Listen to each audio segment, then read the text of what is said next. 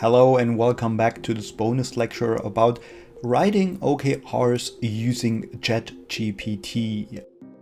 You know, ChatGPT and generative AI recently was hyped quite a lot in the industry, and hence the question is for us as OKR practitioners, what kind of capabilities do we have and opportunities do we have for using generative AI in the realm of creating objectives and key results.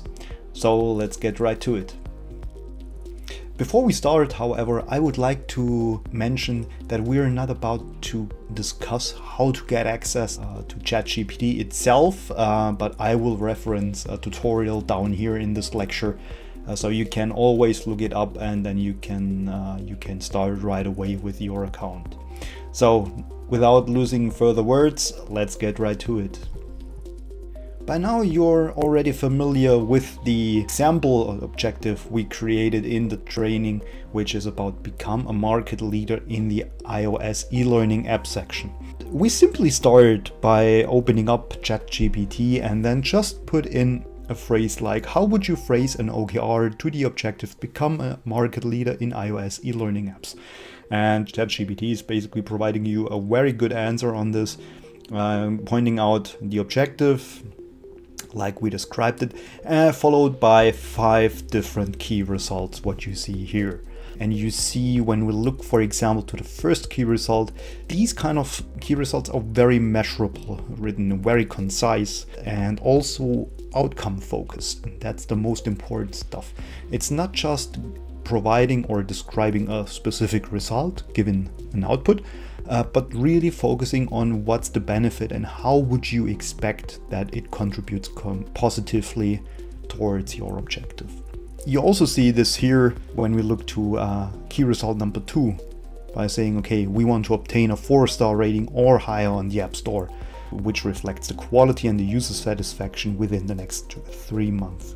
So these are basically almost perfect key results, to be honest, but you still see, when we look, for example, on key result number 5, there is room for improvement. So we see here, release at least 2 major updates to our iOS e-learning application within the next 6 months, incorporating user feedback and introducing innovative features to enhance the user experience and maintain a competitive edge. Wow, what a long sentence. So you see there is some room for improvement, but we won't hone any key result down here, rather than saying, okay, now we have 5 key results in place, but we want to stripe it down to, let's say, the 3 most important key results. And basically this is what we are asking ChatGPT. Please select the 3 most relevant key results and also explain why these are the most important or the most relevant key results. And this is what you basically get from ChatGPT. First of all, selecting the first key result again, achieve a 30% increase, followed by a very sophisticated explanation why this is the case. So whenever you're creating OKRs using AI or ChatGPT in this case, you can get that kind of context also to make a proper evaluation if you want to prioritize one key result over another. The next one is about the 4-star rating, what we also said, and this aligns with my view that this is pretty much a perfect key result, and this is also what ChatGPT said.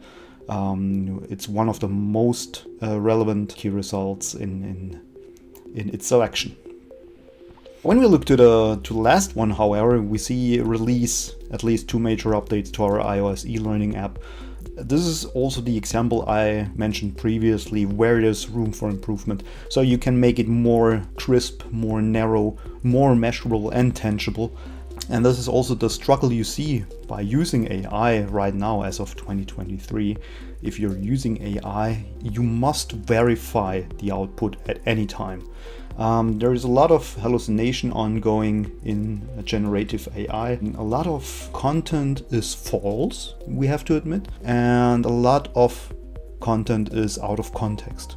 So this is a very, very good reminder for all of us.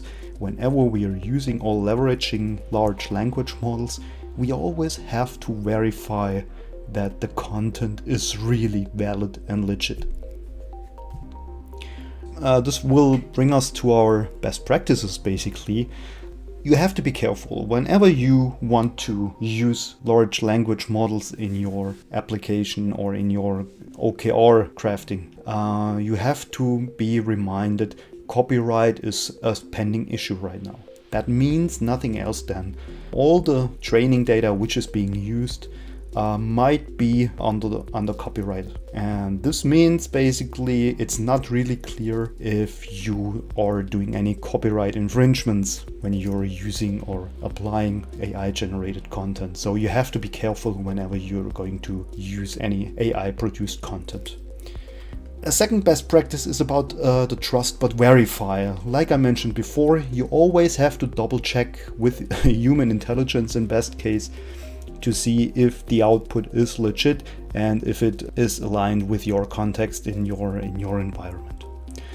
The third step is practice, practice, practice. And this means nothing else than prompt engineering became recently a very, very hyped topic by saying, how do I tweak my prompts in order to get the best result provided by the AI? And this also applies here. What we did here basically with Sharpen Your OKRs, this is nothing else than just what we have said. Please select the 3 most relevant key results and explain why. This is one idea. However, you can make it in a way more detailed way. We won't get into this one. There are also a lot of tutorials out there which I will attach to this lecture, and then you can look it up yourself and practice it accordingly. And also the fourth best practice I want to mention here is please try out different models. Don't stick with ChatGPT only. There are a lot of good competitors out there meanwhile, namely Google Bard, mainly Bing Chat. And Bing Chat, to be honest, still uses ChatGPT in its version 4 as of 2023, with slight adaptations to Microsoft and the Microsoft Bing Search. But under the hood, there's a ChatGPT 4 model running. So that's it, very short and concise overview about how you write OKRs using AI, and in this case ChatGPT.